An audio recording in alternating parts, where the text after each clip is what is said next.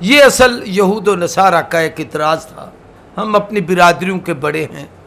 اپنی قوموں کے وڈیرے ہیں، اگر ہم کلمہ پڑھ کے مسلمان ہو جائیں تو پھر تو ہمیں تو رسول اللہ کا پابند ہو کے رہنا پڑے گا، اس کی شریعت کے تابع ہونا پڑے گا۔ اللہ فرماتے ہیں یوں نہیں، جب تم کلمہ پڑھ کر مسلمان ہو جاؤ گے تو اللہ اسلام میں جو تمہیں عظمت دے گا اس دنیاوی وجاہت سے وہ زیادہ ہے۔ تم صحابی بن جاؤ گے،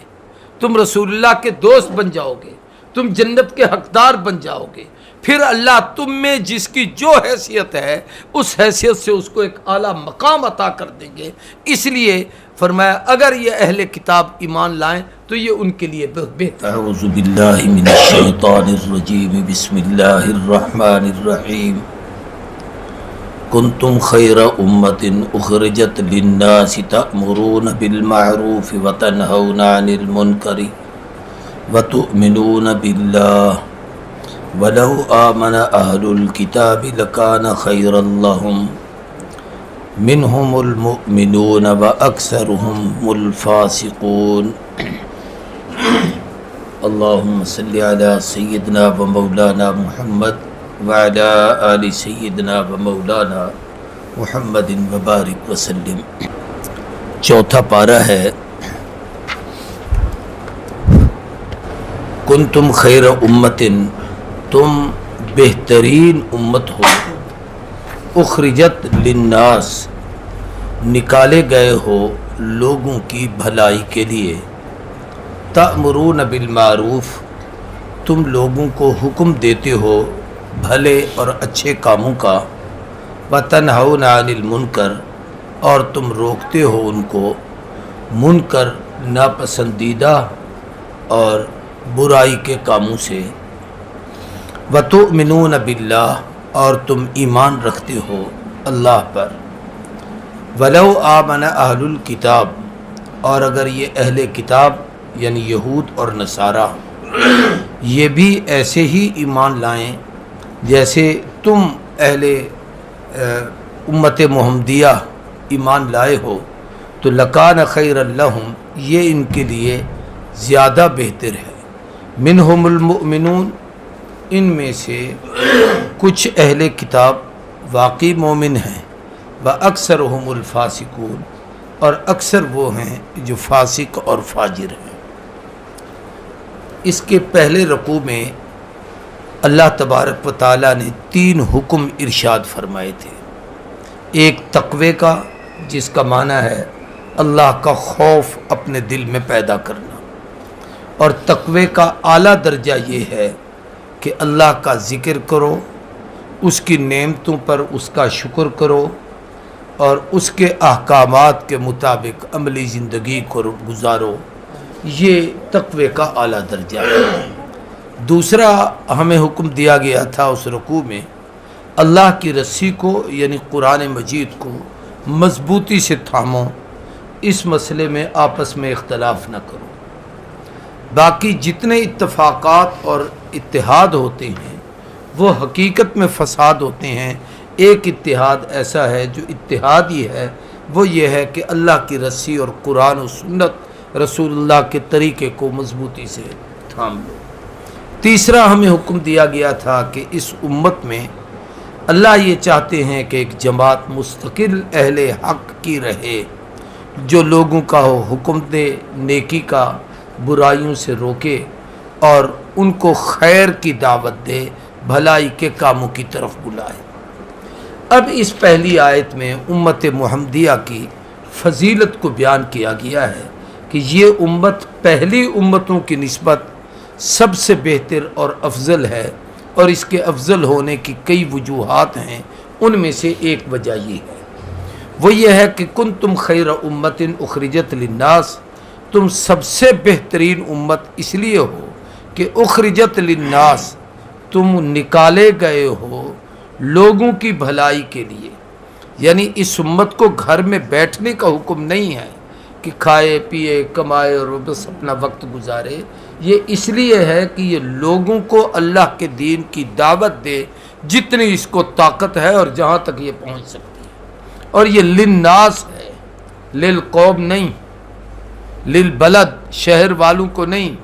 للقریہ اپنی بستی والوں کو نہیں،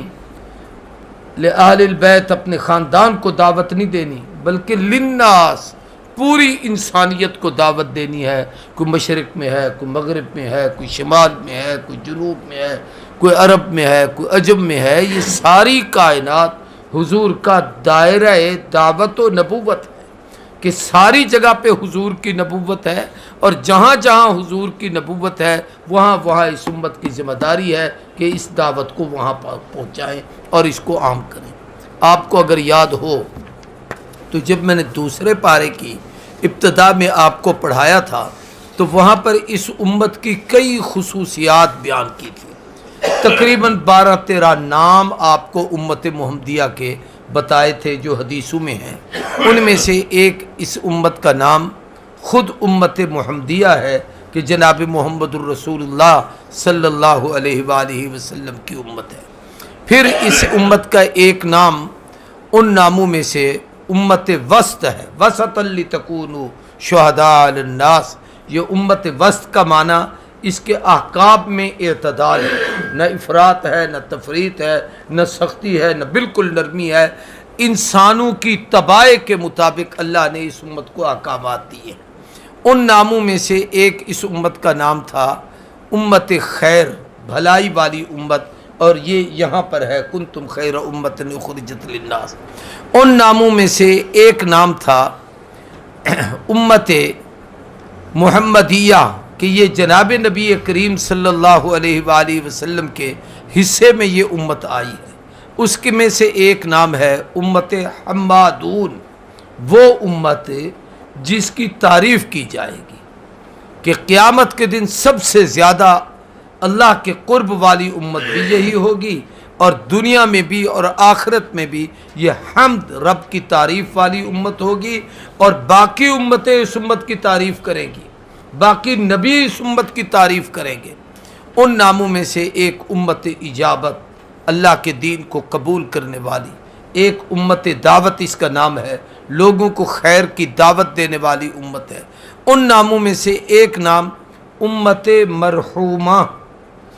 مرحومہ رحم کی ہوئی امت۔ پہلی امتوں کو عذاب ملتے تھے، شکلیں بدل گئیں تو عذاب ملا ہے، پتھر برسے ہیں تو عذاب ملا ہے، اللہ تبارک و تعالیٰ نے ان کو خنزیر بندر بنا دیا ہے تو عذاب ملا ہے۔ یہ سب کچھ کرنے کے بعد باوجود بھی یہ امت مرحومہ ہے کہ اللہ کی رحمت میں آ جاتی ہے۔ اللہ کہتے ما کان اللہ لیعذبہم وانت فیہم، محبوب میں ان کو کیسے عذاب دوں، آپ تو ان میں ہیں، آپ کے ہوتے ہوئے اس امت کو عذاب نہیں ملتا۔ یہ سارے اس امت کے نام ہیں۔ امت مغفورہ، گناہوں سے بخشی ہوئی امت، امت مجتہدہ، قیامت تک اس امت میں ایسے ایسے علماء آئیں گے جو نئے نئے مسائل جب لوگوں کے سامنے آئیں گے تو اس وقت وہی تو نہیں آئے گی، نہ قرآنی آیات اتریں گی، نہ احادیث آئیں گی۔ قرآن و سنت کو سامنے رکھ کر اس امت کے علماء مسائل کا اجتہاد کر کے اس امت کو سمجھائیں گے۔ یہ بہت سارے نام میں نے آپ کو کچھ 14-15 نام گنوائے تھے اس وقت۔ ان میں سے ایک نام امت خیر ہے کہ یہ بہترین امت ہے، اور اس کا پہلا سبب ہے اخرجت للناس، لوگوں کی بھلائی کے لیے یہ نکالی گئی ہے۔ پہلی امتوں میں بھی یہ تھا، لیکن وہ امتیں چونکہ پوری امت نہیں تھیں، قوم امت ہوتی تھی۔ ایک نبی ایک بستی میں آیا، اس بستی میں 500 آدمی رہتے ہیں، وہی اس نبی کی امت ہے۔ اگر کسی شہر میں آیا ہے 2000 آدمی وہاں رہتے ہیں، وہی اس کی امت ہے۔ لیکن حضور کی امت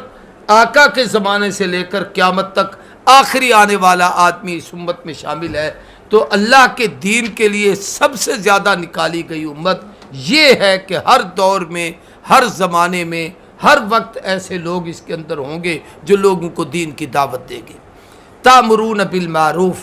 پہلی خصوصیت یہ کہ لوگوں کے لیے نفع کے لیے یہ امت باہر نکلے گی۔ دوسری خصوصیت یہ ہے کہ یہ نیکی کے کاموں کا حکم دے گی، 71 صفحہ ہے۔